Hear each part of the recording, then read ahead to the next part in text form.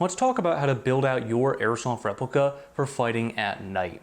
I think a lot of players put focus on attachments that really don't matter in the grand scheme of things, and there's better ways to set up your rifle. So in today's video, we're going to take a look at a couple examples that I have here, how I would set up my rifle for fighting at night, whether I have night vision or whether I don't, and what are the best attachments to use.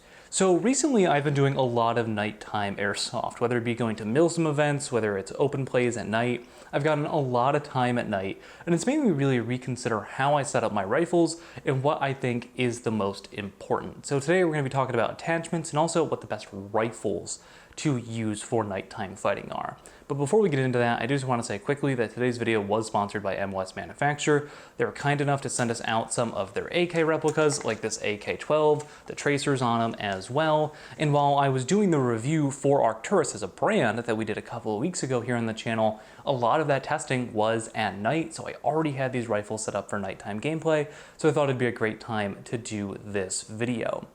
Now, when you're trying to consider what rifle to use, some are definitely better than others. The main thing that you're looking for is accessible rail space. And what I mean by that is if you're using an M4, like a Mark 18 or a URGI or even an old school quad rail, they're pretty easy to get your hand around. No matter where you're gonna put the attachments on there, they're gonna be pretty easy to access. But with a lot of rifles that don't come with Picatinny rail natively, or like it's an afterthought of like some sort of upgrade, sometimes the rail space isn't very great for using night vision attachments. So we've got this built out on a AK-12. The other rifle that we'll show you in a minute is also an AK-12. And what I like about this from an AK perspective is it's got the rail dust cover for my optic.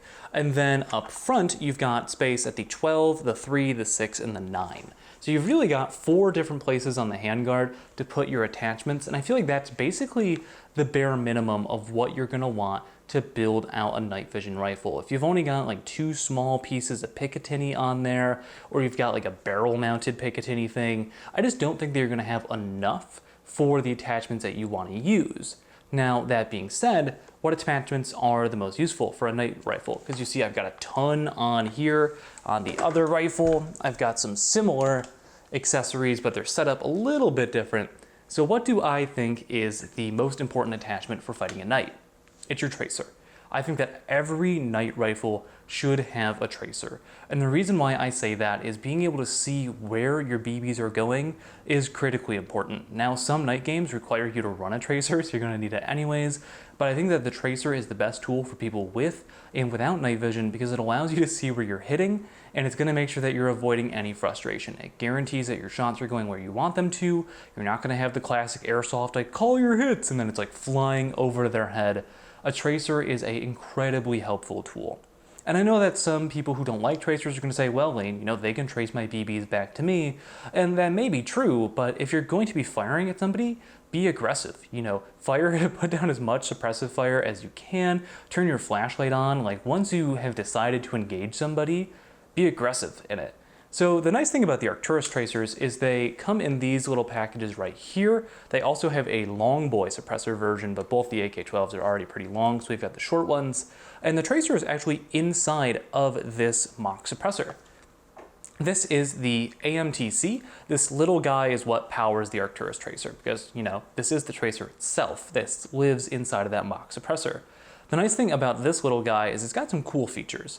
So first off, this can actually mount by itself. So if you don't want to put it in the mock suppressor, maybe you want to put it in a pistol or something like that, or just have a smaller unit, this is all you have to put on there. It has 14mm threading. Inside the box, they also do include an adapter for 10mm threading, I believe. If I'm wrong on that, I will put it up on screen right now. It's also got some other cool accessories in the box, like a charging cable. These are USB-C, which is great because you don't have to worry about putting batteries in these, and you can charge it with the phone charger that most of us have nowadays. The AMTC is super simple to use because there's only one button on it. Once you pop the back off, you're going to see that you have your charging port on the inside and then a single button. What this will do is this will allow you to turn on the tracer and allow you to also adjust what mode you are using it in. It has 2 modes. It has your traditional tracer, and then it also has a muzzle flash option. You can see it's got these little LED lights in the front that give you off a big muzzle flash. Now, does this serve any practical purpose? No. Is it super cool and I use it anyways? Absolutely. So this is really nice because it's a nice compact package. It is also one of the only water resistant airsoft tracers that I've seen, which is great because I want my stuff to not die if it like rains at an airsoft game. So I think that this is great. If you're the type of player that doesn't want a suppressor on the entire time, then at night, just take off your flash hider, put this little guy on there. For the amount of utility that it provides at its size, I think that this is a must-have for a night vision rifle. So then as we keep looking down on the rifle, I think the next most important attachment to have on a night fighting rifle is actually a pretty low-tech piece of equipment, and that is your sling. I think that you're going to want a nice 2-point sling on any night fighting rifle. And the reason why I say that is at night, obviously it's dark out, you're not going to see as well. Even if you're using night vision, I guarantee you don't have it focused right in front of you. You probably have it focused to infinity. So you're not going to be able to really see the rifle that you're using. So you want to make sure that you can, still manipulate it. And by having a sling, it just helps provide a little bit of stability. You're not always having that weight in your arms. So I think it just makes things a lot easier. One of the things that I see a lot of players struggle with under night vision for the first time is reloading. Now, if you have an M4, an MP5K, like a PP19, something with a dedicated like mag well where it's just up and in, it's not as hard to reload as long as you can find it. But if you have an AK and an M14, one of those platforms where it's like a rock-in style of reload, it can be kind of challenging at night. So like definitely pick a rifle that you're comfortable with, and then having that sling makes it just a little bit easier because trying to reload with like an AK-12 like this where you rock it back in can be a little challenging if you haven't practiced before at night. So having a sling makes things incredibly easy. The next most important attachment, in my opinion, is going to be your flashlight, whether this be IR or be white light. I think that white light is definitely what you get first. Like, if you can afford an IR flashlight, that's great. But one of these rifles here doesn't even have one because, like, if I'm committing to using a flashlight, like, they're going to see where I am. Might as well just go with white light. I feel like it's more effective, and it also helps out the people on my team without nods. So the nice thing about a flashlight on a rifle is you want it to be somewhere that is readily accessible, whether that be through a pressure switch or be through actually just pressing it. So on this AK-12 right here, we have it right on the left-hand side of the handguard so that I can just press it with my thumb. I'll actually just hold it like as if I was shooting, and you can see it makes perfect sense for my hand to be here because my thumb can just tap it, and then if I need to hit my pressure switch, I just, move my hand ever so slightly. This is a primary arms flashlight, which I don't even know if they make these anymore, on a scope ring mount, essentially. You can get fancier. The other rifle we have here has a Surefire clone on the side of it. But having a flashlight is just incredibly important for your nighttime airsoft gun. Again, a lot of games will require it, but white light is an extremely helpful tool that I feel like a lot of people are hesitant to use, but I think that is incredibly important to have and can give you a huge advantage. If you're in a firefight with like a bunch of people, like your platoon hits another platoon or even squad v squad, like use that white light, try to drown out people's nods. I think that you're just gonna be much more effective than trying to like remain sneaky while you're in contact. The next most important thing, in my opinion, is going to be some sort of IR laser. And I say that you should get an eye-safe laser. I know they cost more than the cheap ones from China, but it can save you from melting somebody's eye. And I know that when I say that, some people roll their eyes and they're like, well, I don't care. Imagine if it happened to you. I think that more event promoters should require eye-safe lasers. They're getting cheaper and cheaper. This one is a Hollow Sun. The other one that we have over there is a D-Ball from Steiner, so they exist. I think that an IR laser can be really helpful at helping you aim before you start firing. And the reason why I say that, I use IR lasers less and less because now that night vision has become so prolific in airsoft, if you're trying to shine it to be like, oh, like, can I get that guy?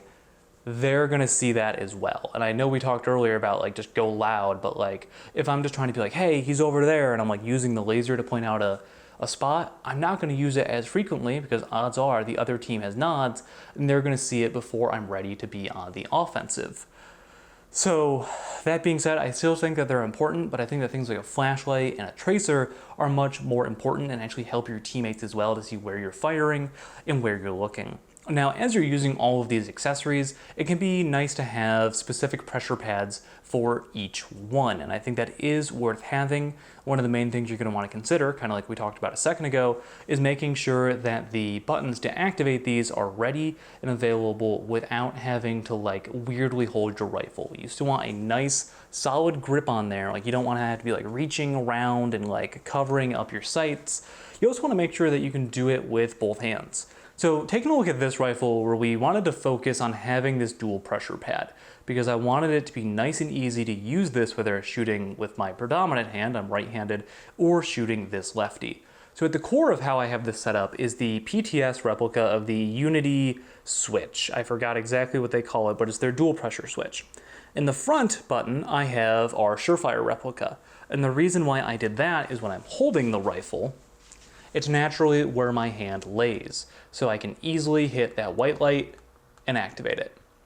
Behind that, I have the button for the IR laser. And the reason why I did that is I wanted the white light to be the most accessible. Because if I'm firing, like we talked about earlier, I'm going loud. And I figure that as I'm moving or in more of an aggressive stance, I'll be using the white light more than the IR laser.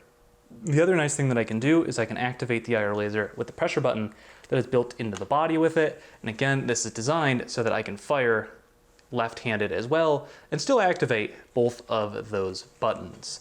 Now, I will say a lot of people like to put their IR laser at the 12 o'clock position, which we do have on the other rifle over here, and I totally get it. I feel like it's the safest place for that sort of device versus having flashlights on the side, because this is probably the most expensive thing on your airsoft gun. It's probably more expensive than the airsoft gun itself.